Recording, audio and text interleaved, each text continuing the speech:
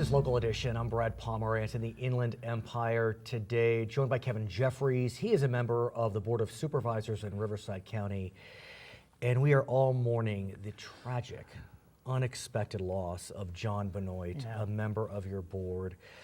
He was diagnosed with cancer in November. He was gone in December. I mean, I can feel the chills running up my body. Sure. I knew John when he was in the Senate and the Assembly. He'd been on the school board. You worked with him for years. Yeah.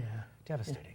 Yeah, it was devastating, surprising. I mean, just on all levels, a real shock to the system. And frankly, John Benoit was going to be our senior board member at the end of 2018 because local supervisor, term limits.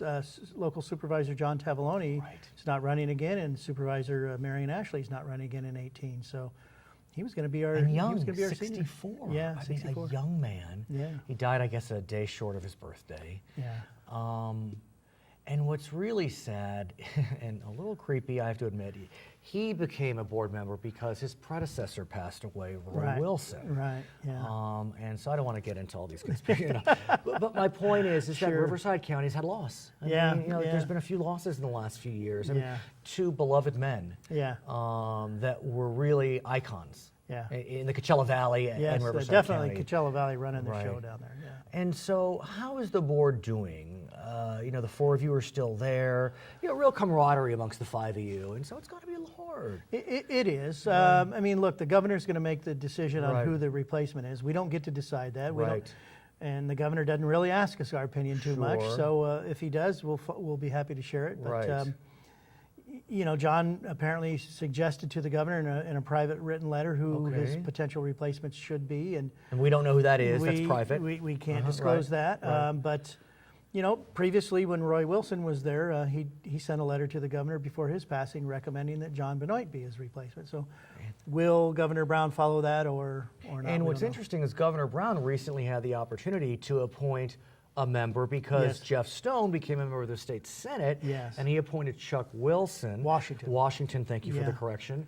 And Mr. Washington is a Democrat. Mr. Stone's a Republican. And interestingly, in a fairly conservative part of Riverside County, Mr. Washington won re-election. Yes, he did, yes. So we don't know. Mr. Benoit, a Republican, and so we don't know. Yeah, it's going to be, look, we don't know when the governor's going to make the appointment, so we'll proceed. How's the county operating? I think Mr. Ashley, Supervisor Ashley, is a caretaker, is that right? Yeah, he's the acting caretaker for that district. And how does that work? Well, Benoit's staff remains in place. I understand. And obviously, rather than speaking to Supervisor Benoit, they now speak to Supervisor Ashley. Okay. And so they get their direction from him until there's a permanent replacement. And is there a timeline by which the governor must appoint? No, there is not. Because with Assembly, for example, or Senate, you have a special election within X days, is that right? Or, that happens quickly. In this particular case, actually, when I was in the legislature, I actually did a bill to have to give the Board of Supervisors of any general law county the opportunity to fill their vacancy within X number of days, and if they didn't, then it would go to the governor. And bipartisan support, and Governor Schwarzenegger vetoed it. Did the same bill under Governor Brown when I was there, and it died in committee. So interesting. The governors want to preserve their power. But aren't there some counties that do have their membership appoint? Charter counties can have it in their charter to make their appointment. But Riverside County But general laws like Riverside County do not. And some cities as well, they have choices, whether to appoint or... Yeah, well, some cities are charter and some are general laws. So Okay, if I may, I want to shift gears a bit. Sure. And I want to speak about November. And not about the presidential election, but about an election that occurred in our great state. Sure. It was known as Prop 64. Yes. Now, I love talking to you because you're a student nerd of politics just like me, and I want you to explain to me how in 2010 the voters were asked under Prop 19 whether we should legalize marijuana, and it got 56.5% of the vote. And then 6 years later, the voters were asked whether we should legalize marijuana, and in Prop 64, it got 57% of the vote. How do you gain 10.5 points in 6 years? It's California. It's but what is it? Look, I think it's just an acceptance that's occurred across the state.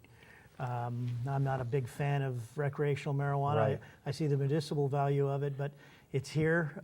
We at the Board of Supervisors have to figure out how we're going to deal with it in our unincorporated communities. Right. The city council and cities, Right. they get to decide how they want to handle it. And what's also interesting, I would be remiss if I didn't mention, Riverside County, purple to red Riverside County voted in favor of Prop 64.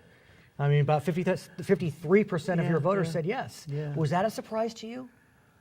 No. No. This is California. I mean, I yeah, just but keep it's Riverside repeating that. County. No, but Riverside County is changing a lot too. I mean, it's just different.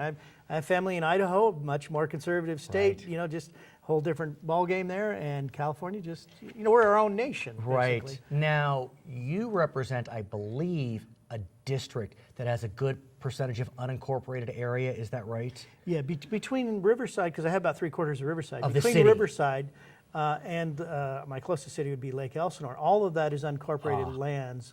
Mead Valley, Lake Matthews, all those areas are unincorporated territories. So, in effect, that's where you're going to be legislating on behalf. Yes. And so I presume you're speaking with your constituents in these unincorporated zones. What are they saying to you about, well, let me ask you this. Are there medical marijuana facilities in unincorporated Riverside? There are not supposed There's to not be supposed to be. anything Got it. by land use. It's not a crime. I understand It's that. a land use Right. issue.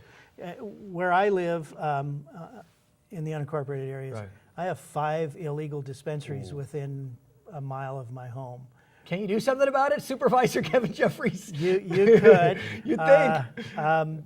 That's up to code enforcement to understand, deal with. I understand. Our office represents everybody, Right. and unless it's a health and safety issue, we try not to be an enforcement arm of the understand. county. So, but let me pursue this line. What are your constituents saying to you? If anything, do they want medical marijuana facilities? Do they want commercial marijuana facilities? Do they want It's- operations, the grows? It's fairly split. There was a lot of folks who understood the medical marijuana aspect of it.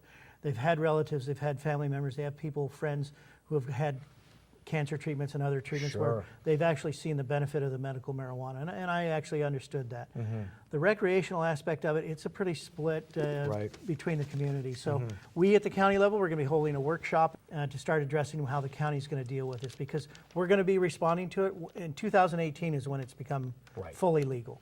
We have to be prepared I want for to that. ask you about taxes. Yes. Because, as you may know, in November, 39 cities or counties had measures on their ballot which said, if 64 passes, we're going to tax in XYZ way. And 37 passed, meaning 37 of the 39 cities and counties passed. So I don't think Riverside County had one. We did not. So are you looking Yes, to we are. tax?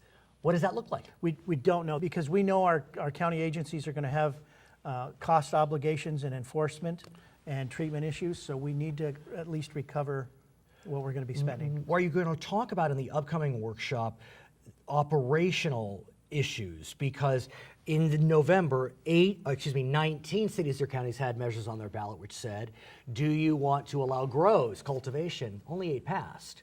Is that an issue you want to look at? Trust me, it's all going to be. You've got cultivation, you've got the manufacturing aspect Right. where they extract or they assemble, Sure. and then you've got the dispensary aspect. We're going to be looking at all 3. Okay, well, his name is Kevin Jeffries. He is a member of the Board of Supervisors in Riverside County. We send our thoughts to the Benoit family, and we honor a civil servant that gave so much to this region. His name is John Benoit. We lost him in December of 2016. My name is Brad Pomerance. Thank you so much for joining us on Local Edition.